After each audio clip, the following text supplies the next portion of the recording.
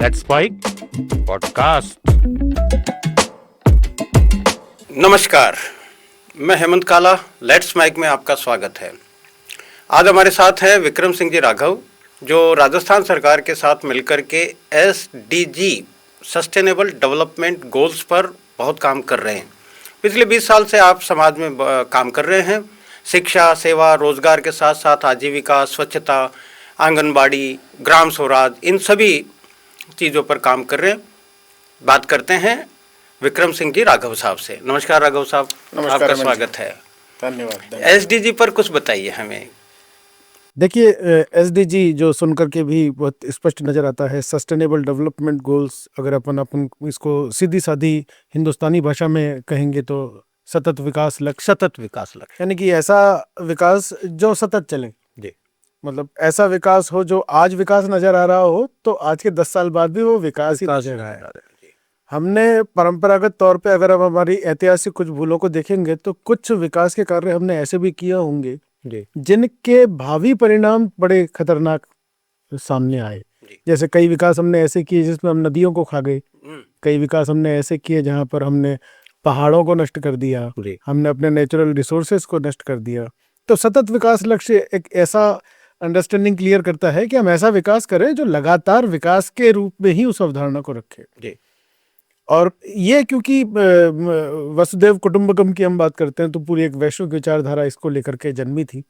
हालांकि पहले से भी बहुत प्रयास ऐसे होते चले आ रहे थे, लेकिन साल 2000 में जब हम पहली बार नई सहस्त्राब्दी में प्रवेश कर रहे थे, जब हम लोग मिलेनियम ईयर में प्रवेश कर रहे थे, तब संयुक्त राष्ट्र संघ और उसके सदस्य देशों ने मिलकर के एक मिशन लॉन्च किया था मिलेनियम डेवलपमेंट गोल्स के नाम से, और 8 लक्ष्य हमने निर्धारित किए थे उसके अंदर। और उन 8 लक्ष्यों में गरीबी भी एक लक्ष्य थी, प्राथमिक शिक्षा भी एक मामला था, महिलाओं का सशक्तिकरण भी एक मामला था, बच्चों की स्वास्थ्य और माता का स्वास्थ्य ये भी एक मामला था, पर्यावरण भी एक मामला था। ऐसे 8 लक्ष्य निर्धारित किए थे और साल 2000 से लेकर के 2015 तक हम इन लक्ष्यों पर काम करेंगे, ऐसा बीड़ा पूरी दुनिया ने मिलकर उठाया था। और आप अगर हेमंत जी याद करेंगे तो उस दौर में आपको याद आता होगा, साल 2000 के बाद में हमने ऐसी कई राष्ट्रीय योजनाएं बनाई थी, कई राष्ट्रीय प्रयास भारत में भी हमने किए थे।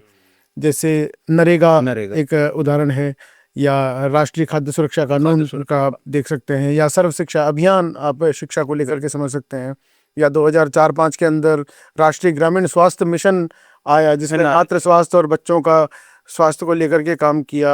और उसकी वजह से हर गाँव के अंदर आशा, हमारे गाँव की बहन बेटियां आशा बहन जी के रूप में आई और घर घर में प्रसव पूर्व प्रसव पश्चात जांचों का एक सिलसिला जारी हुआ। और मैं आपके सामने बड़ा एक आंकड़ा रखना चाहूँगा कि हमारे यहाँ राष्ट्रीय परिवार स्वास्थ्य सर्वे होता है, NFHS जिसको बोलते हैं। और 2005 में जब 4-5 में जब पहला चरण इसका हुआ था, तब हमारे राजस्थान में अगर 100 डिलीवरीज होती थी तो उसमें से मात्र 37 डिलीवरीज अस्पताल के अंदर होती थी। अच्छा। और बाकी सारी डिलीवरीज हमारी घरों में होती थी। लेकिन NRHM आया, आशा जननी सुरक्षा योजना जैसी योजनाएं आई जिसमें संस्थागत प्रसव को बढ़ावा मिला और ये सब कार्रवाइयाँ हुई।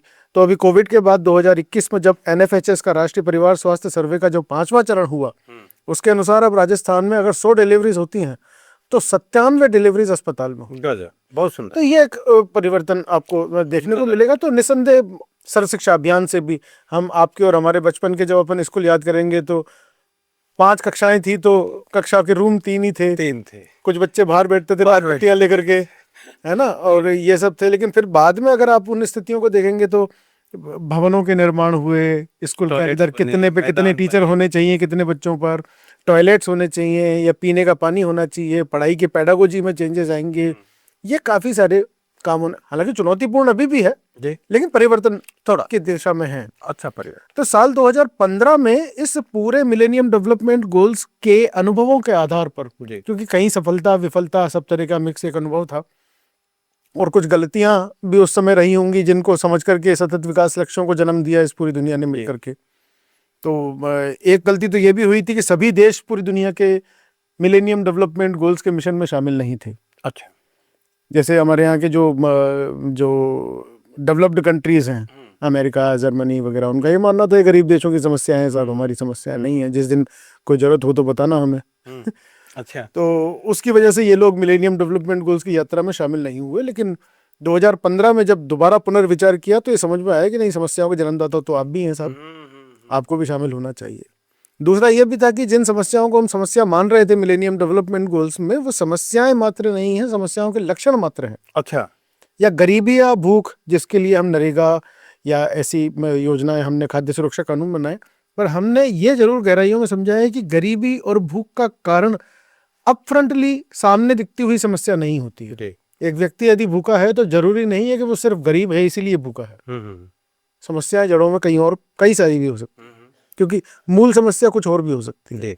हो सकता है शिक्षा उसकी समस्या हो सकता है, माइग्रेशन उसकी समस्या हो सकता है, दिव्यांगता उसकी समस्या हो सकता है जातिगत आधार पर उसको कहीं ना कहीं अलग थलग पटकने दिया गया हो, तो बहुत सारे, या लैंगिक आधार पर बहुत सारे कारण हो सकते हैं। इसलिए आप सिंपल सा गरीबी का निचोड़ गरीबी निकाल करके और गरीबी के सॉल्यूशन से ही काम नहीं चलेगा। तो यहां से जन्म होता है साल 2015 में सतत विकास लक्ष्यों। तो अब यह था कि पूरी दुनिया इसका पात्र थी। पूरी दुनिया के सभी देश अब सतत विकास लक्ष्यों पे काम करेंगे, सस्टेनेबल डेवलपमेंट गोल्स पे काम करेंगे। और जब मिलेनियम डेवलपमेंट गोल्स थे अपने यहाँ पर, आपको याद होगा हमारे यहाँ पर प्लानिंग कमीशन हुआ करता था, जिसको बाद में नीति आयोग के रूप में उसको कन्वर्ट किया गया। तो अब नीति आयोग इसकी कोऑर्डिनेशन एजेंसी है। और भारत में भी जिस डिपार्टमेंट से संबंधित इन 17 गोल्स, सस्टेनेबल डेवलपमेंट गोल्स को लेकर के, उन अनुभवों के आधार पर हर चीज को अब इसके अंदर शामिल किया। अच्छा। अब इसमें धरती की भी बात कर रहे हैं हम, आसमान की भी बात कर रहे हैं हम, नक्षत्रों की भी बात कर रहे हैं हम, पर्यावरण की भी बात कर रहे हैं हम, शहरी विकास की भी बात कर रहे हैं, जल के ऊपर के जीवन की भी बात कर रहे हैं, जल के नीचे के जीवन की भी बात कर रहे हैं। सस्टेनेबल डेवलपमेंट गोल्स का जो एक बड़ा मूल मंत्र है वो ये है कि no one should left behind, कोई भी पीछे ना छूटे। मतलब हर जगह परसेंटेज में बात नहीं की जा सकती। अगर किसी गांव के अंदर कुछ लोग डूब रहे हैं तो आप 97% लोगों को बचा करके वाहवाही नहीं लूट सकते, क्योंकि 3% भी जिंदगियां हैं। तो हर जगह, इसलिए no one should left behind. गांव का कंप्रहेंसिव डेवलपमेंट या समावेशी विकास तभी माना जाएगा जब उस गांव के अंदर दूर टीले पे रहने वाला एक झोपड़ी है, उसका भी विकास हुआ हो। वो इसलिए ना रह जाए कि वो शायद दूर था, वो इसलिए ना रह जाए कि शायद उसने वोट ना दिया हो। तो कोई ऐसा कारण उसके जीवन पे प्रभाव ना डालता हो। तो ये कंसेप्ट मेरे ख्याल से बहुत महत्वपूर्ण था। और महात्मा गांधी जी की भी जो अपनी एक पंक्ति है या एक विचार है जो बहुत प्रभावित करने वाला होता है और बड़ा महत्वपूर्ण है, कि जब भी हम योजना बनाएं, जब भी हम विकास की बात सोचें, तो हम सबसे दूर बैठे हुए व्यक्ति को ध्यान में रखें, अंतिम अंत्योदय की बात करें। यानी कि अगर मेरा प्रयास वहां तक पहुंच गया तो यहाँ तक तो पक्की बात है कि पहुंच ही जाएगा, नजदीक को तो मैं बिल्कुल मिल जाएगा। तो ये जो सोचने का तरीका है, तो सस्टेनेबल डेवलपमेंट गोल्स भी बहुत चमत्कारिक रूप से कोई नया आइडिया लेकर के आने वाली चीज नहीं। जी। जिन बातों की बातें हम सनातनी व्यवस्था में करते आ रहे थे या उस अंडरस्टैंडिंग से करते आ रहे थे कि वसुधैव कुटुंबकम, सबकी बात करें, कोई भी पीछे ना छूटे, इकोनॉमिक डेवलपमेंट हो, आर्थिक विकास यानी कि उसके अंदर हो, सामाजिक विकास हो, सामाजिक न्याय हो, जिसके लिए स्थानीय विकास था उसी के लिए वैश्विक विचारधारा थी। तो उसी को लेकर के सतत विकास लक्ष्य यहाँ पे चले थे। अब क्योंकि हर गोल्स किसी न किसी विभाग से कहीं ना कहीं तो संबंध होता होगा, वैसे हर गोल आपस में जुड़ा हुआ होता है। हम मतलब बिना भूख को मिटाए हम शिक्षा की बात नहीं कर सकते, ठीक है। हम गंदे पानी के साथ शिक्षा की बात नहीं कर सकते, हम अशिक्षा के साथ विकास की बात नहीं कर सकते, हम शहरी विकास की बात करते हुए पर्यावरण को ताक पे नहीं रख सकते। तो हर लक्ष्य आपस में जुड़ा हुआ है ना। स्वास्थ्य की बात करेंगे तो स्वास्थ्य की बात भी सबसे जुड़ी हुई है जी। तो इसलिए सस्टेनेबल डेवलपमेंट गोल्स के सारे गोल्स आपस में इंटरकनेक्टेड हैं। 17 गोल्स हैं। तो इस 17 के गोल्स हैं, तो इसकी सूची तो बनाना या किसी को याद कराना भी कोई संभव वाली बात नहीं है और कोई जरूरी वाली बात भी नहीं है। मेजर चीज जो ये है, जो मैं हर यूथ को भी कहना चाहूंगा और सब लोगों को भी कहना चाहूंगा, कि ये गोल्स गरीबी, भूख, जेंडर इक्वलिटी, शिक्षा, रोजगार, आपका शहरी विकास, आपका जल, आपका पानी के नीचे का जीवन, आपका पर्यावरण, आपका शांति, समन्वय, 16वां जो गोल है वो इसी की बात करता है कि सब मिलके काम करें, शांति व्यवस्थाएं स्थापित करें, स्थानीय न्याय हो, न्याय सबके लिए हो, न्याय सुलभ हो, न्याय सहज हो, तो एक देश के अंदर कितनी कठोर या कितनी मजबूत कानून व्यवस्था है, इसका आपको अंदेशा वहां के लोगों से बात करके समझ में आ जाएगा। हाँ कि क्या आप थाने में जाना पसंद करते हो? जी जी क्या आप कचहरी जाना पसंद करते हो? जी जी। नहीं साहब, कचहरी तो क्या पूरी जिंदगी बीत जाएगी, हाँ हाँ निर्णय नहीं निकलेगा। ठीक। तो ये भी आपके न्याय व्यवस्था पर एक प्रश्न चिन्ह होगा। यहाँ पर भी आपको लगना होगा कि नहीं, इसमें से आधे मामले तो अगर गांव में स्थानीय स्तर पर ही सलट जाते, वहीं पर सही हो जाते, जी जी। तो यहाँ आने की जरूरत यहाँ नहीं थी। तो वो भी एक इसके अंदर है कि भाई स्थानीय जो न्याय व्यवस्थाएं हैं उनको भी आपको मजबूतियां देनी पड़ेंगी। भाई हर मामला कोर्ट कचहरी तक न जाए। तो ऐसे कई सारे गोल्स को लेकर के चीजें हैं। ये इंटरनेट का दौर है हेमंत जी, और ये भी दौर है कि आपको किताब में ढूंढने की या किसी से सुनकर के श्रवण आधार पर भी ज्ञान लेने की जरूरत नहीं है। जो यूथ, जो बड़े आज गूगल के अंदर सब कुछ ढूंढ पाते हैं मोबाइल के अंदर, अगर वो सामान्य सा SDG भी लिख करके छोड़ देंगे तो भी SDG के वो 17 गोल यूं निकल के सामने आ जाएंगे। तो उपलब्धता तो ज्ञान की बहुत ही आसान है। तो 17 SDG के गोल्स, अब इसके लिए प्रयास क्या चल रहे हैं, ये ज्यादा महत्वपूर्ण बात होती है। जी जी। हुआ क्या कि मैं जब साल 2019-20 से SDGs के अंदर मैंने थोड़ा सा लग करके जब इस पे काम करना शुरू किया, तो मुझे आगे भी ये समझ में आया कि अगर 140 करोड़ की हमारी जनसंख्या है तो मेरे ख्याल से 1000-2000 लोगों को SDG के बारे में पता है और किसी को पता भी नहीं है जी। और SDG का गोल ये होता है कि जब तक जनता को नहीं पता, सभी लोगों को नहीं पता, तब तक आप इसको अचीव करने का सपना भी नहीं देख सकते। कम से कम अवेयरनेस वहां तक इतना तो पता हो कि यहाँ ऐसा है। और सस्टेनेबल डेवलपमेंट गोल्स में हेमंत जी हर किसी की शुमारी है। अगर आप राह चलते में थूक नहीं रहे हैं तो भी आप SDG का सपोर्ट कर रहे हैं। अगर बच्चे रास्ते में चलते में ट्यूबलाइट नहीं फोड़ रहे हैं पत्थर फेंक करके, तो शायद वो SDG का सपोर्ट कर रहे हैं। कंस्ट्रक्टिव नहीं कर रहे तो डिस्ट्रक्टिव भी ना करें। कचरा अगर आप नियत जगह पे डालते हैं तो वो आप करते हैं। पेड़ पौधे उगाते हैं, या मतलब जो भी काम आप उसके अंदर। इसमें बड़ी चीज क्या है हेमंत जी कि पहले कितने भी मिशन चले, MDGs चले या इनमें चले, तो इनमें सरकारों को कुछ ना कुछ फंड अलॉट करने पड़े होंगे।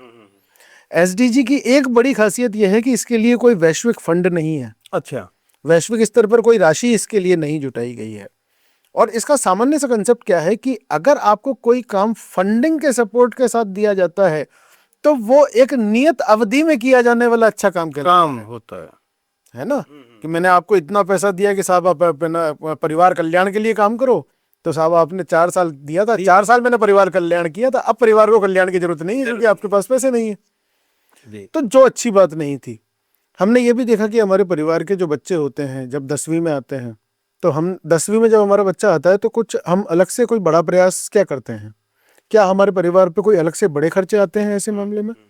ऐसा नहीं होता है। हम ज्यादातर एक फ्रेमवर्क बनाते हैं, परिवार में कुछ नियम बनाते हैं, क्योंकि मेरा बच्चा या बच्ची 10वीं में है तो कुछ नियम बनाने पड़ेंगे, क्योंकि 10वीं में इसको ज्यादा अच्छी पढ़ाई करनी है। थोड़ा सा उसको समझाइश हम थोड़ी ज्यादा करेंगे। कुछ लोग शायद केबल कनेक्शन भी कटवा देते हैं या टीवी के कनेक्शन भी कटवा देते हैं। कुछ परिवार ये भी निर्णय लेते हैं कि इस साल अपन कहीं बाहर शादी ब्याह में नहीं जाएंगे क्योंकि बच्चे की पढ़ाई है, 10वीं है। या कुछ मेहमानों को मना कर देते हैं, बहन बेटी में यार इस साल मत आना, थोड़ा सा बिटिया की 10वीं है। तो ये जो फ्रेमवर्क में चेंज करना होता है किसी काम को करने के लिए, वो महत्वपूर्ण है। उस पर अगर थोड़ी बहुत राशि खर्च करनी पड़ेगी, शायद बेटे को या बिटिया को ट्यूशन लगवा देना है, बीच में कुछ 1000, 2000, 5000 ट्यूशन का एक खर्चा हो रहा है, ये सोचा जा सकता है। लेकिन आमूलचूल परिवर्तन नहीं होता, खर्चों में ऐसा नहीं होता है। तो सस्टेनेबल डेवलपमेंट गोल्स में सफलता पाने का भी यही आइडिया सोचा गया कि आपको अपने कार्यशैली को फ्रेमवर्क में बदलना पड़ेगा। अच्छा।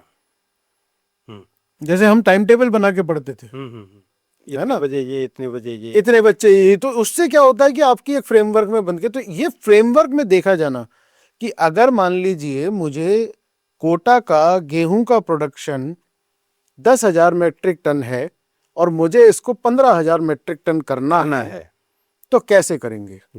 तो इसके लिए सस्टेनेबल डेवलपमेंट गोल्स ने अगर कृषि विभाग को ये लक्ष्य दिया कि आपको गरीबी मिटाने में अपना गेहूं का प्रोडक्शन बढ़ाना है, तो फिर वो सोचेंगे कि साहब ये 15,000 मेट्रिक टन कैसे हो सकता है? इसका मतलब मुझे उन खेतों की संख्या बढ़ानी पड़ेगी जिन पे गेहूं उगता है। तो मान लीजिए अभी इतने 1000 बीघा में गेहूं उगता है, तो मुझे इन गेहूं की खेतों की संख्या बढ़ानी पड़ेगी। तो संख्या कैसे बढ़ाऊंगा? मेरे कहने पे तो कोई किसान पैदा हो नहीं जाएगा। जी जी। तो फिर क्या करें, एक काम करते हैं, अपन एक ऐसी योजना बनाते हैं जिसमें किसान को हम प्रोत्साहित करेंगे कि अगर तू गेहूं का खेत की संख्या बढ़ाता है तो तेरा ये वाला लगान या तेरी केसीसी के अंदर मिलने वाली लिमिट या तुझे अनुदान या तुझे खाद या इस तरीके का जो सब्सिडी, मैं क्या क्या ऐसा करूं जिससे कि आपको प्रोत्साहन मिले कि यार मैं बोने तो जा रहा था बाजरा लेकिन मैं तो गेहूं बो दूं। जी जी जी। तो ये गेहूं या बाजरे की बात नहीं है, जस्ट एग्जांपल है कि किसी चीज को प्रमोट करने के लिए, किसी चीज को उठाने के लिए, किसी लक्ष्य को हासिल करने के लिए कौन कौन से सफल प्रयास किए जा सकते हैं। तो विभागों को उस दिशा में सोचना, और इसके लिए सबसे जरूरी चीज क्या होगी कि आपके पास डाटा भी बहुत अच्छा होना चाहिए। हिंदुस्तान में या राजस्थान में भी या पूरे विभागों में हमारे पास जो एक बड़ी चुनौती है कि हर चीज का डाटा हमारे पास बहुत अच्छे से उपलब्ध नहीं है। जैसे जैसे हम प्रोग्रेसिव होते जा रहे हैं, जैसे जैसे हमारी जरूरतें बढ़ती जा रही हैं, जैसे जैसे हमने किसी प्रोग्रामेटिक अप्रोच पे काम करना शुरू किया, तो हमारे पास उनसे संबंधित डाटा या सूचनाएं आनी शुरू हुई। जैसे मुझे नहीं पता होगा आज राजस्थान के अंदर कितने गांवों के अंदर इंटरनेट के कनेक्शन की लीज लाइन है। अभी मैं विभाग से पूछने जाऊंगा तो शायद उसको भी दिमाग, अच्छा ये तो सोचा नहीं था यार, देख मालूम करेंगे। और अगर ये डाटा हाथ में है, एक टेलर अच्छा कपड़ा तभी सिल सकता है जब वो अच्छे से नाप ले, बिना नाप लिए तो वो ढीली या टाइट या कुछ भी उटपटांग सिल सकता है। तो डाटा का महत्व भी एसडीजी ने सिखाया है। एसडीजी की ये एडवोकेसी भी है कि विभागों को अगर किसी प्रोग्रेसिव वे पे जाना है या अपने लक्ष्य को हासिल करना है, लक्ष्य आप तभी सेट कर सकते हो, आप खुद ही सोचिए सर, आपको यही पता नहीं हो कि यहाँ से दिल्ली की कितनी दूरी है, तो आप कैसे तय करेंगे कि कितनी तेज मेरे को गाड़ी चलानी है 5 घंटे में पहुंचने के लिए। लेकिन एक डाटा है जो आपको बताता है कि यहाँ से दिल्ली की दूरी 265 किलोमीटर है, माइलस्टोन्स लगे हुए हैं, ये सब चीजें हैं जिन्होंने आपके आइडिया को पैदा किया है कि मैं सुबह 6 बजे निकलूंगा तो 11 बजे पहुंच जाऊंगा, मुझे ऐसे ऐसे जाना होगा। ये वाली चुनौती बाकी कई चीजों में अगर जीवन में हमारे पास है कि विभागों के पास उस चुनौती से निपटने की जो पहली तैयारी थी, डाटा सूचना ही हमारे पास नहीं है कि आखिर हमारी इस समस्या का साइज क्या है, ये समस्या है भी कि नहीं। इन समस्याओं को समझने के लिए डाटा पर एक तो सभी विभागों को बहुत ज्यादा काम करना है, जिसपे नो डाउट ग्रेजुअली हम लोग बढ़ रहे हैं। काफी चीजों को हमने सुधार कर लिया है और अब भारत देश और राजस्थान के विभाग डाटा के मामले में भी काफी मजबूती पकड़, चुनौतियां हैं जी, चीजें अभी भी अपने हाथ में थोड़ी सी रह रही हैं जी, तो चीजों को अभी और हासिल करना है। तो सस्टेनेबल डेवलपमेंट गोल्स को लेकर के 2021-22 के अंदर एक अच्छा प्रयास ये किया, क्योंकि राजस्थान की 74% जनसंख्या गांवों में निवास करती है। अच्छा, और क्योंकि गांवों में निवास करती है और उसके लिए आपको मालूम है कि हमारे भारत में जो एक बड़ा ब्यूटीफुल कंसेप्ट है पंचायती राज का। हाँ, पंचायत राज, और ये जो त्रिस्तरीय प्रणाली है जिसमें जिला परिषद, पंचायत समिति और ग्राम पंचायतें होती हैं, और ग्राम पंचायतों के माध्यम से ये पूरा इम्प्लीमेंट होता है और पूरा ग्राम विकास का एक अवधारणा को देखा जाता है। तो वहां पर सस्टेनेबल डेवलपमेंट गोल्स के लोकलाइजेशन को लेकर के काम शुरू हुआ, यानी कि इसके स्थानीयकरण को लेकर के। तो हमने सोचा है, जैसे आपने अभी पूछ लिया कि वो 17 गोल कौन से हैं, तो मैंने हाथों हाथ ये पलटी मारी, मैंने कहा यार मत करवाओ, आप 17 गोल्स के नाम कौन तो लेगा और किस से पूछेंगे। तो यहाँ पर यह प्रयास शुरू किए कि हम इसको थोड़ा आसान करें, ग्रामीण लोगों की समझ में आने वाली भाषा में उपयोग करें। तो इन 17 गोल्स को कन्वर्ट किया 9 संकल्पों में। अच्छा, पंचायती राज मंत्रालय ने जी, और 9 संकल्पों के फ्रेमवर्क में ही पूरा पंचायती राज ने काम करना शुरू कर दिया जी। तो गरीबी मुक्त गांव, उसके अंदर स्वस्थ गांव, बाल हितैषी गांव, इस तरीके से, फिर जल संसाधन युक्त गांव, है ना, उसके अंदर ग्रीन एंड क्लीन विलेज, जलवायु, और उसके लिए फिर उसका हाँ सुशासन युक्त गांव हो, उसके अंदर हो बाल सभा, हाँ महिला हितैषी गांव हो। तो ये सारे के सारे फ्रेमवर्क बना के 9 का एक वो किया गया। और इसमें भी 2 बड़े महत्वपूर्ण पहलू थे, एक महिला हितैषी और एक बाल हितैषी पंचायत, क्योंकि बच्चों की और महिलाओं की जनसंख्या पूरे पंचायत के अंदर लगभग 70% होती है। अच्छा, क्योंकि हमारे राजस्थान की टोटल पॉपुलेशन का 35% आबादी बच्चे हैं। तो अब अगर हम 100 हैं राजस्थान में तो 35 बच्चे हैं। और दूसरी बात यह भी है कि जिस विजन 2047 की हम बात कर रहे हैं कि 100 साल का भारत, जब आजाद भारत का, तो उस समय हम एक विकसित राष्ट्र का सपना देखेंगे तो हमारे माननीय प्रधानमंत्री जी का भी सपना है, 2047 के विजन पे काम कर रहे हैं। तो आप ये समझिए कि जिनको आज हम बच्चा कह रहे हैं, ये अपफ्रंट खड़े होंगे उस समय, ये वहां पे होंगे 2047 में। आप और हम पता नहीं होंगे कि नहीं होंगे 2047 में, लेकिन वो वहां पर उस भूमिका में खड़े होंगे। तो यहाँ इस जिम्मेदारी को हम निभाना पड़ेगा कि इनको उसके लिए उस दिशा में उस सकारात्मक मजबूती के साथ तैयार करना पड़ेगा। तो ये बाल मंचों को तैयार करना, बाल मंचों में चर्चाएं होना कि हमारा गांव कैसा हो, हमारे गांव के अंदर क्या क्या होना चाहिए, महिलाओं से पूछा जाए। तो गांव में एक चुनौती ये थी कि जो विकास की योजनाएं बनती हैं, जो हमारा जीपीडीपी बनता है, ग्राम पंचायत डेवलपमेंट प्लान बना करता है, जिसके लिए वित्त आयोग की सहायता से भी एक राशि पंचायतों को विकास के लिए पहुंचती है, उसमें महिलाएं और बच्चे 70% आबादी पूरी तरीके से नदारद थी। वो चुनिंदा लोग बैठ करके पंचायत में एक योजना को बना लेते हैं, और जब आप उसकी शामिल ही नहीं है तो फिर आप उस पर एहसान नहीं करोगे अगर उसके बारे में कुछ कर भी रहे होंगे तो। जिसके लिए आप काम कर रहे हैं, तो होता क्या है कि फिर कई बार बच्चों को खेल के मैदान की जरूरत होती है पर वो योजना में नहीं होता है, या खेल का मैदान बच्चों या महिलाओं से चर्चा करके करा जाए तो शायद गांव में ही कोई जगह होती है जो खेल के मैदान के लिए सूटेबल होती है। हम गांव से 2 किलोमीटर दूर चारागाह की जमीन के पास में कहीं खेल का मैदान बना देते हैं, छोटा बच्चा खेलने जाएगा नहीं जा पाता, गया तो वापस आएगा नहीं। ये चुनौतियां हैं।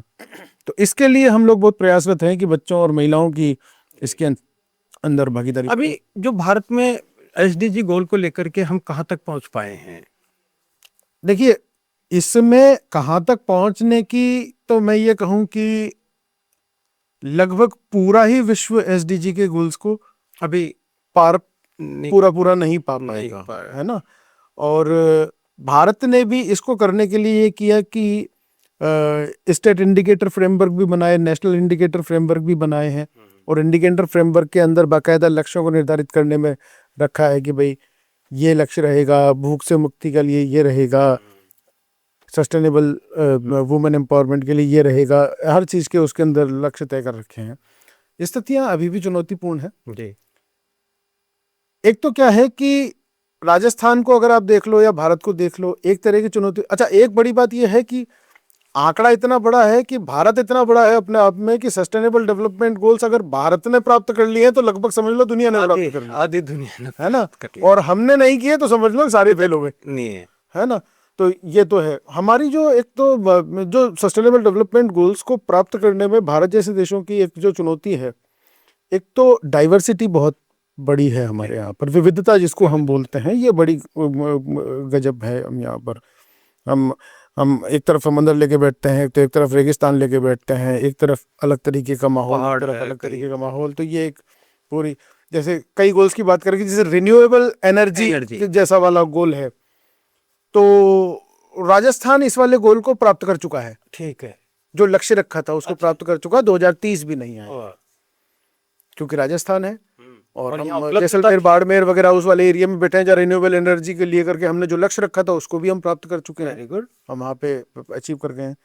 ये वाला लक्ष्य कोटा नहीं प्राप्त कर पाएगा, जैसलमेर कर पाएगा। तो ये विविधता की चुनौतियां हैं, क्योंकि अगर अपन कंप्रहेंसिवली देखेंगे तो कई चीजों, डाटा अपने आप में एक चुनौती है, कई चीजों को लेकर के कई इंटरवेंशन हम उसलिए भी नहीं कर सकते कि हमें हमारे लिए वो नापना मुश्किल पड़ रहा है जी, है ना। तो वो वाली भी अभी कई चुनौतियां हैं। शिक्षा के क्षेत्र में कई चुनौतियां हैं जिसपे हम पार नहीं पा। राजस्थान को कहाँ देख रहे हैं? राजस्थान किस स्थिति में? देखिए, राजस्थान प्रोग्रेसिव कंडीशन में कहलाता है। ठीक है, इसके अलग अलग, जैसे अचीवर का गोल होता है, प्रोग्रेसिव कंडीशन में है। राजस्थान अच्छे प्रयास कर रहा है, अच्छे एस्टेब्लिशमेंट कर रहा है, और महिला सशक्तिकरण के क्षेत्र में या शिक्षा के क्षेत्र में इंडिकेटर्स को प्राप्त कर लेना वाला मामला तो शायद थोड़ा सा चुनौतीपूर्ण कई आंकड़ों में रहेगा। कई में नंबर आएंगे, कई में नंबर नहीं आएंगे, किसी में हम 70% रहेंगे, किसी में 50% रहेंगे, किसी में 80% रहेंगे। लेकिन जो सुखद बात यह है कि इस दिशा में काम करता हुआ राजस्थान नजर आ रहा है ना। हम सुषुप्त राज्य की श्रेणी में नहीं है, हमने इसको लेकर के बहुत अच्छे एस्टेब्लिशमेंट किए हैं। हमने राजस्थान के बजट, हमने राजस्थान के प्लान, हमने राजस्थान की योजनाओं, इन सब का मापन सस्टेनेबल डेवलपमेंट गोल्स के फ्रेमवर्क के अंदर कर लिया है। कौन सी योजना एसडीजी के किस गोल को प्रभावित करने वाली है, उसकी मैपिंग करके आयोजना विभाग ने और डीईएस ने और जो centre for sustainable development goals है, इन लोगों ने बड़ा अच्छा इसके अंदर काम किया है। और इस मापन को और इसको लेकर के राजस्थान स्टेट इंडिकेटर फ्रेमवर्क के भी 4 चरण निकाल चुका है, डिस्ट्रिक्ट इंडिकेटर फ्रेमवर्क के भी 4 चरण निकाल चुका है, जिसको आप ये समझ लीजिए जैसे हमारे यहाँ पर हाफ ईयरली एग्जाम की मार्कशीट आती है ना बच्चे की, तो पता लगता है सामाजिक में भाई 10 में से 4 ही नंबर आए तो बेटा देख ले, नहीं तो थोड़ा वार्षिक परीक्षा में थोड़ा चक्कर पड़ जाएगा। तो आप इस दिशा में ये समझ सकते हो कि हमने मापन बहुत अच्छे से कर लिया। तो इसमें क्या फायदे वाली बात है हेमंत जी की जिस विभाग से वो रिपोर्ट आ रही है उस विभाग को स्वयं पता चल रहा है कि मेरे से ये वाला काम हो पाएगा कि नहीं हो पाएगा। जब वो भेज रहा होता है, जब अपन उस मापन में डाल रहे होते हैं कि कृषि के क्षेत्र में हम 100 में से 70 नंबर लेकर के बैठे हुए हैं और इसमें भी हमारे जिले 12 की स्थिति खराब है या 12 की अच्छी है या झुंझुनू की खराब है, उस रैंकिंग के अंदर भी हमें क्लियर नजर आता है। तो वहां पर जैसे डॉक्टर को क्लियर नजर आता है कि टेम्परेचर इतना है तो टेबलेट ये वाली लगेगी, डोज ये वाला लगेगा, तो विभागों को यह समझ में आता है कि वर्तमान योजना या वर्तमान प्रयास इसके लिए काफी है या नहीं है। मतलब हम कह सकते हैं कि हम इमीडिएटली कह सकते हैं कि हम प्रोग्रेसिव स्टेट इसलिए हैं क्योंकि हमारे पास डाटा, फ्रेमवर्क, मार्कशीट, मॉनिटरिंग, ये अंडरस्टैंडिंग हमारे पास क्लियर है। तो हमारे पास ये अवस्थाएं बहुत पॉजिटिव हैं कि हम इमीडिएटली वहां पर कहां पर इंटरवीन करने की जरूरत है, कहां पर योजना लागू करने की जरूरत है, कहां पर केवल मॉनिटरिंग से काम चल जाएगा। जी। तो ये पूरा एक सिस्टम है सर। इसमें जो ग्राम स्वराज और जो ग्राम विकास की बात है जी, उस पर थोड़ा सा प्रकाश डालिए। देखिए, सस्टेनेबल डेवलपमेंट गोल्स की बात बिना गांवों के करना तो बिल्कुल बेमानी है भारत में, तो कम से कम, क्योंकि हम जब भी सोचने बैठेंगे तो हमारी तो 80% आबादी गांवों पर ही निर्भर है। और जब विकास की अवधारणा जब हम सेट करते हैं तो शहरी और ग्रामीण दोनों को अलग अलग नजरिए से देखने की जरूरत है। और गांवों के लिए जैसा मैंने आपको बताया कि हमारी एक व्यवस्था ऑलरेडी हमने जो कायम करी हुई है, पंचायती राज कॉम्प्रिहेंसिव सिस्टम है, और उस पंचायती राज के अंदर ही हर वर्ग, हर बस्ती, हर वार्ड को यह अवसर है कि साहब वो आप बैठ करके ग्राम विकास पर काम करें और योजनाओं को एक साथ रखें, समस्याओं पर एक साथ चर्चा करें, मांगों पर एक साथ चर्चा करें, अपनी उपलब्धताओं को एक बार में देखें, फिर ये देखें हमें कौन कौन से कामों को प्राथमिकताएं देनी है। ये पूरा ग्राम पंचायत विकास योजना और ग्राम विकास की अवधारणा का मॉडल है। चुनौतियां विविधता को लेकर के है, जैसे हम लोग पहले भी हम लोगों ने कभी चर्चाएं की हैं, तो अभी भी लगता है कि हम लोगों ने एक अच्छे प्रयास करके, राजस्थान मेरे ख्याल से वो एक स्टेट है एकमात्र जहां पर हर पंचायत हेडक्वार्टर पर सीनियर सेकेंडरी, हाँ ये बहुत बड़ा है ना, तो ये उपलब्धि के नाम पर तो बड़ी उपलब्धि है। अब इस उपलब्धि में जो चुनौती आती है वो चुनौती ये आती है कि क्या हर स्कूल में बच्चे हैं, क्या हर स्कूल में विद्यालय में कमरे हैं, टॉयलेट्स हैं। अब इस विस्तार में चीजों को मॉनिटर करना अपने आप में एक चुनौती हो जाता है, देखिए ना। तो जो कभी कभी जो समझ में आता है कि जितना इन्वेस्टमेंट हम लोग स्कैटर्ड वे में कर रहे हैं, जहाँ हमें कई बार स्कूल बंद करने पड़ते हैं या वापस हमें पॉपुलेशन के हिसाब से देखने पड़ते हैं, या हमें नहीं पता है कि सारे के सारे स्कूल्स में कहाँ पे मॉनिटरिंग की भी एक अपने आप में सीमाएं और समस्याएं हैं। तो अगर ग्रामीण विकास के अंदर कहीं ना कहीं कुछ न कुछ स्थापनाओं पर रीथिंक किए जाने की सहूलियत को हम अगर जिंदा रखते हैं, ये मैं थोड़ा सा जरूरी मानता हूं। मैं ये नहीं कह रहा कि ये आइडिया अच्छा है कि बुरा है, हम इस आइडिया पे भी किसी न किसी सीख के साथ ही आए थे और हम इस आइडिया से आगे भी किसी न किसी सीख के साथ ही आगे जा सकते हैं। तो ये हमें ओपन मंच देने पड़ेंगे या ओपन होना पड़ेगा इन चर्चाओं के लिए, इन परिचर्चाओं के लिए, इन परिवर्तनों के लिए, या इस मॉडल, इस पायलटिंग के लिए कि क्या हम राजस्थान के एक जिले या राजस्थान के एक ब्लॉक में ऐसा करके देखें क्या कि 20 पंचायतों के सभी स्कूलों की बजाय उन पंचायतों के किसी एक हेडक्वार्टर पर हम एक बड़ी सी क्लस्टर अप्रोच बनाएं और उस क्लस्टर अप्रोच में एक ही 6ठी से 12वीं का एक बड़ा सा स्कूल या 2 स्कूल इस तरीके की व्यवस्था करें। और जितना इन्वेस्टमेंट हम स्कूल के अंदर, गांवों के अंदर जा जाके स्कूल और अध्यापक पे कर रहे थे, उस इन्वेस्टमेंट का एक छोटा हिस्सा केवल ट्रांसपोर्टेशन को अच्छा करने में कर दें। हाँ, और वो सिंगल एंटिटी है तो आपको मॉनिटरिंग भी आसान होगी, आपको पता होगा इसने अध्यापकों में से कितने अध्यापक आए हैं, जितनी सुविधाएं वहां पर देनी है वो दी जा सकती हैं, है ना। वो निर्जन नहीं रहेगा, वो पॉपुलेटेड भी रहेगा। तो इस पायलट इस टाइप के प्रयासों को करने के लिए ओपन रहना जरूरी है। मैं ये नहीं कह रहा कि ये वाला आइडिया मतलब अंतिम आइडिया है, या ये वाला आइडिया एक परिवर्तन की बयार लाएगा, या ये वाला आइडिया बहुत जरूरी है कर लेना, लेकिन इस आइडिया पे चर्चा भी ना करें, इन आइडियाज को इम्प्लीमेंट करके भी ना देखें, हम एक पायलट भी करके ना देखें, ये अन्याय होगा। ये अन्याय। अच्छा डॉक्टर साहब, गांव में जो रोजगार की स्थिति है जी, वो बड़ी चुनौतीपूर्ण है, चुनौतीपूर्ण है सर। क्योंकि गांव से यूथ सुबह ही निकल जाता है और दिन में गांव खाली हो जाते हैं। क्या व्यवस्था हम कर सकते हैं? देखिए, इसको लेकर के कुछ खूबसूरत आइडियाज पहले भी जन्म लिए, है ना। एक तो ये है कि मैंने अभी भी रघुराम राजन जी का एक कोट मैं पहले भी इंगित किया था। वो केवल उनका ही कोट नहीं, एक नॉर्मल सा कोट है कि हमें ये पता है सर कि इस समय हर देश का एक दौर आता है किसी न किसी उम्र वर्ग का जनसंख्या बढ़ने का, है ना। इस समय हमारा देश एक विश्व में युवा देश के रूप में जाना जाता है, ठीक है। हमारी 65% आबादी 35% से कम आयु की है। This is very beautiful thing, और इसको हम डेमोग्राफिक डिविडेंड का नाम देते हैं। हम इसको जनसंख्या के लाभांश का नाम देते हैं कि हम इसको एंजॉय कर रहे हैं कि हमारी 65% जनसंख्या 35 साल से कम उम्र की है। इसका मतलब हमारे पास दुनिया को सर्व करने के लिए सबसे ज्यादा वर्कफोर्स है। लेकिन विडंबना यह है कि हमारी वर्कफोर्स स्किल्ड नहीं है, हमारी वर्कफोर्स ट्रेंड नहीं है, और उसके कारण ये भी है कि हम इस पूरे दौर के अंदर ब्लू कॉलर जॉब्स के लिए सम्मान पैदा नहीं कर पा रहे हैं जी। ये मेरे लिए हमेशा चिंता का विषय रहता है कि हमारे यहाँ पर 30 से 40 हजार या 50 हजार रुपए महीना कमा सकने वाले प्लम्बर से ज्यादा इज्जत 8 से 10 हजार रुपए के कंप्यूटर ऑपरेटर की, जिसकी नौकरी पक्की नहीं है, जिसके पास स्किल इसके अलावा नहीं है, लेकिन उसको वो आराम है कि वो वहां पर किसी सरकारी कार्यालय के अंदर या किसी सेमी गवर्नमेंट ऑफिस के अंदर कहीं पर बैठ के काम कर रहा है। वो जा रहा है और बैठ रहा है। हम परिवार में भी सम्मान नहीं दे पा रहे, हम कारीगर को, प्लम्बर को, मिस्त्री को। ये जो एक, क्योंकि आर्टिफिशियल इंटेलिजेंस जिस तरीके की चुनौतियां खड़ी कर रहा है, क्योंकि वो एकेडमिक रिच है, एकेडमिकली बहुत साउंड आ रहा है आर्टिफिशियल इंटेलिजेंस। मैं अगर अपने आप को कंटेंट राइटिंग में पारंगत मानता था तो चैट जीपीटी 15 मिनट में वो सारे काम करके खत्म कर देगा जी, जिसके लिए मैं शायद अगले 3 दिन लूंगा। तो अब तो मेरे को बहुत क्रिएटिव होना पड़ेगा इस वर्ल्ड में सर्वाइव होने के लिए। हाँ, लेकिन चैट जीपीटी क्या नहीं कर पाएगा? चैट जीपीटी मेरी बजाय व्यक्तिगत रूप से हेमंत जी से नहीं मिल पाएगा। है व्यक्तिगत रूप से कन्विंस करने की बात हो तो शायद मैं ही कर पाऊंगा, चैट जीपीटी आपको कन्विंस नहीं। रोटी भी नहीं बना पाएगा, मैं रोटी भी नहीं बना पाएगा, वो नहीं कर पाएगा, वो बहुत सारे काम ये वाले नहीं कर पाएगा। तो जैसे ही दुनिया बदल रही है, जैसे ही ये रेवोल्यूशन आ रहा है, तो इस रेवोल्यूशन के लिए आप कितना तैयार हैं? हेमंत जी, ये चिंता का विषय यह है कि आज आप सबसे यंग कंट्री हैं, आप हमेशा नहीं रहेंगे।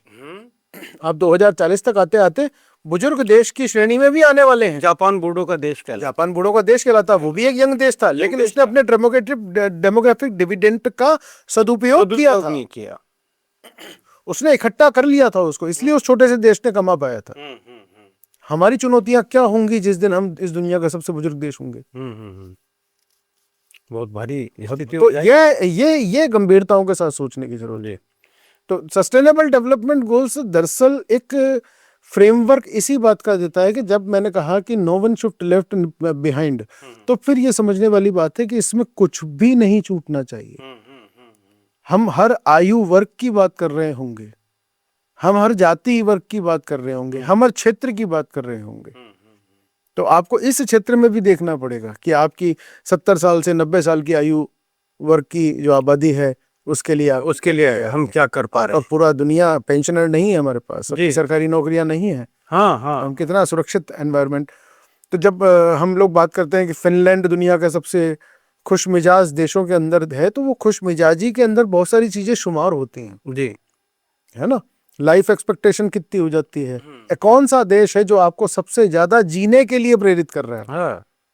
मैं एक ऐसे देश में रहता हूँ जहां पर मुझे बार बार दुआ ये मांगू, यार भगवान उठा ले, है ना। तो इसका मतलब जीवन प्रत्याशा मेरी कम हो रही है। मेरे को इस देश में जीने का मन नहीं कर रहा है, या एक देश ऐसा नहीं, यार एक दिन भी जीऊं तो मजा आएगा।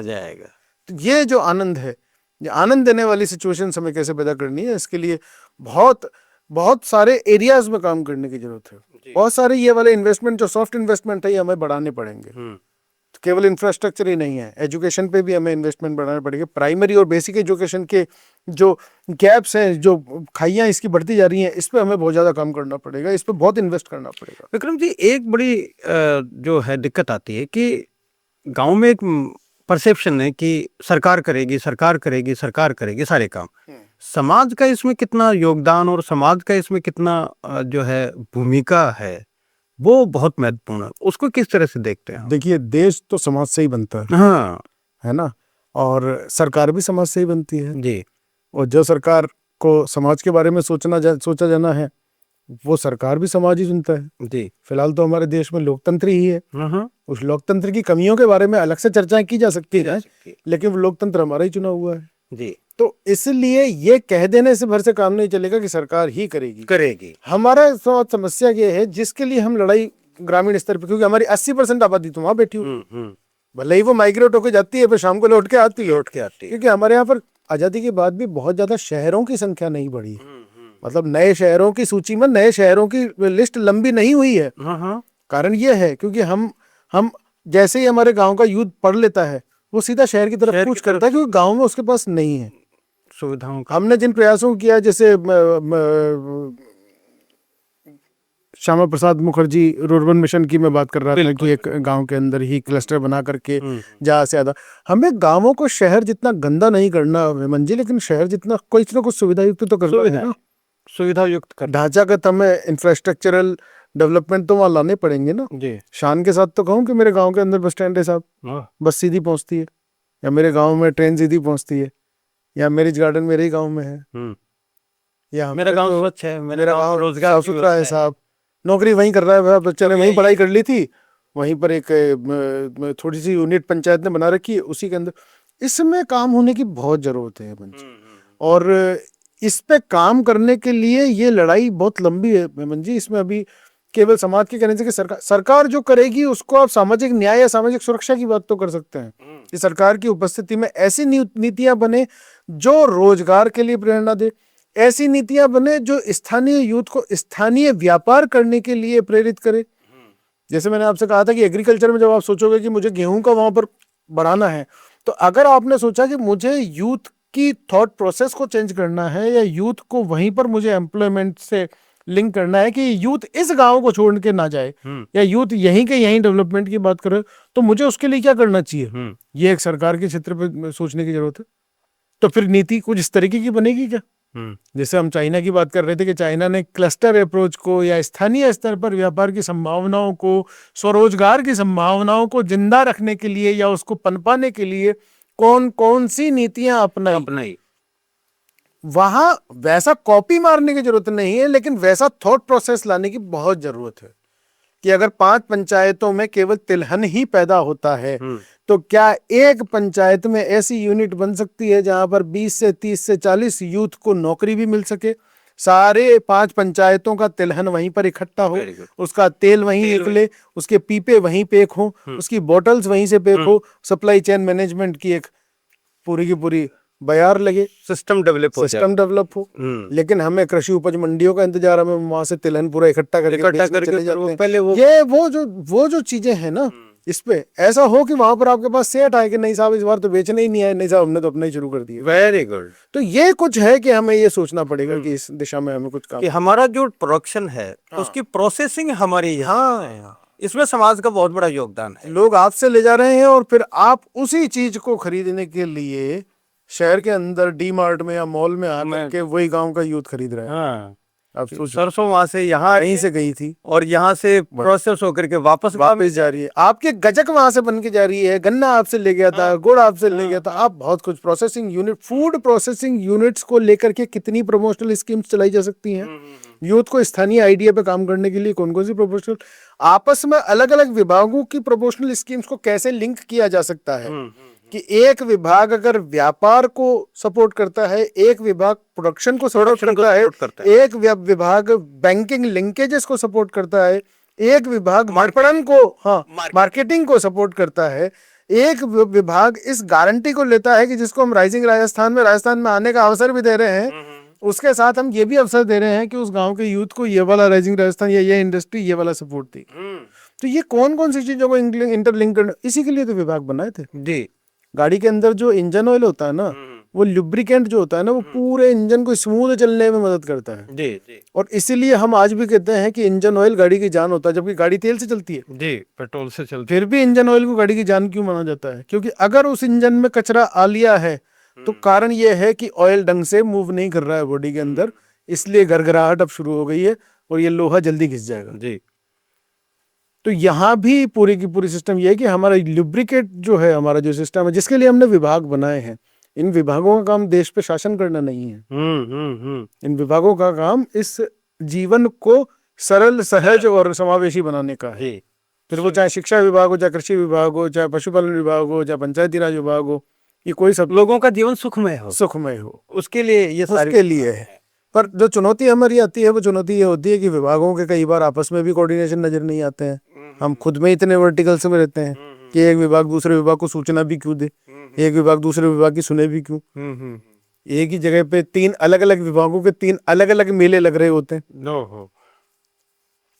अभी इनकी महिलाओं का मेला होगा, फिर उनकी महिलाओं का मेला होगा, फिर उस विभाग की मेला होगा। देख लेते थोड़ा सा यार, एक ही प्रोसेस से।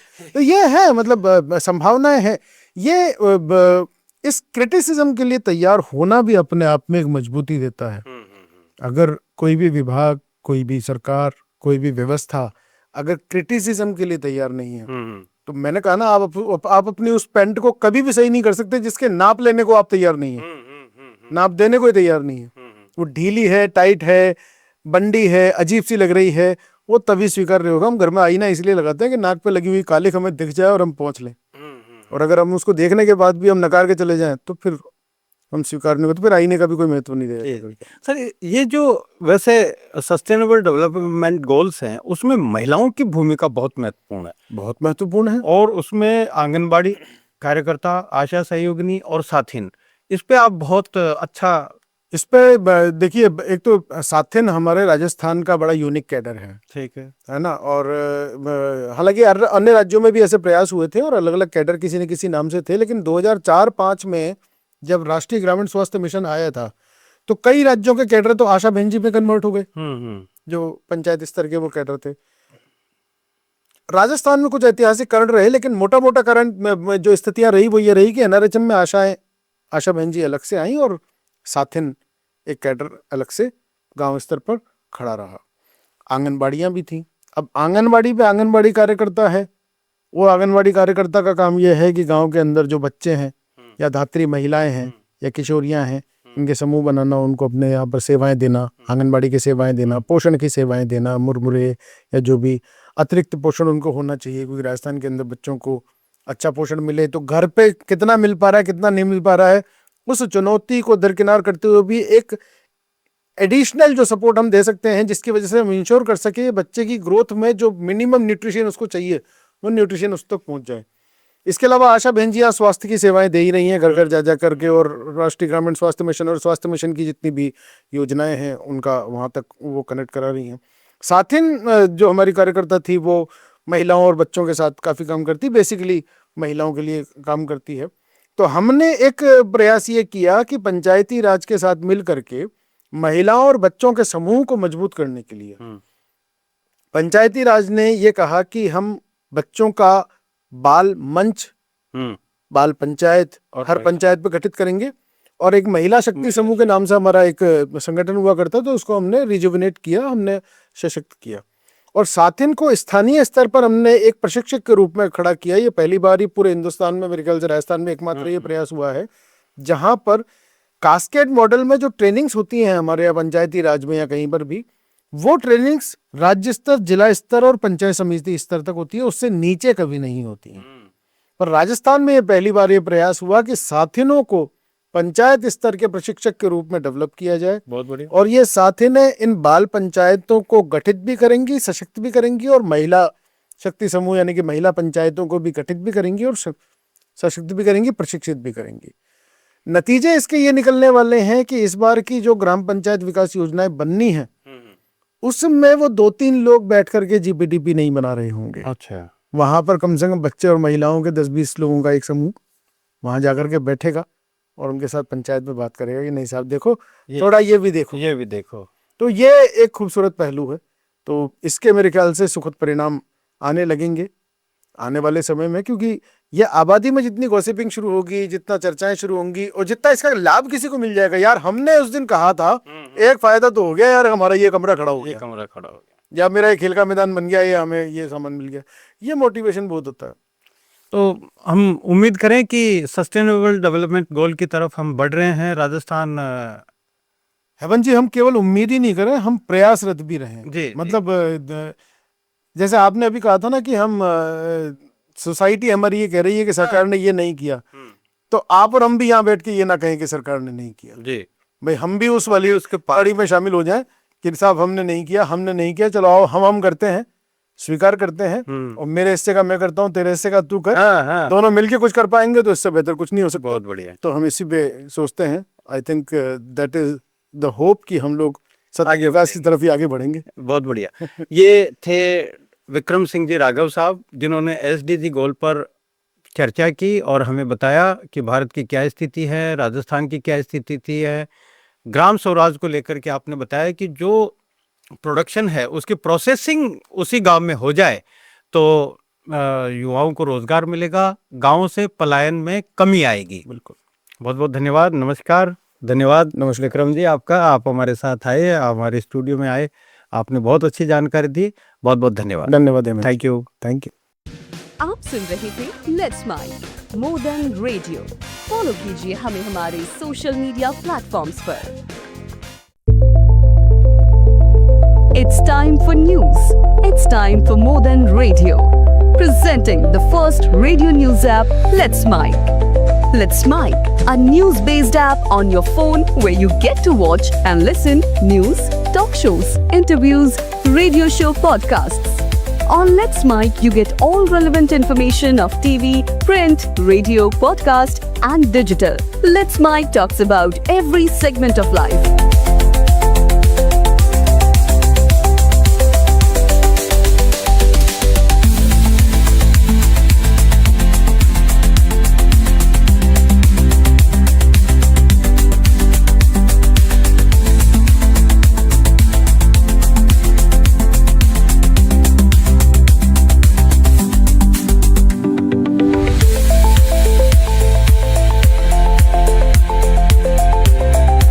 Download the app now from Play Store. Available both on Android and iOS mobile phones.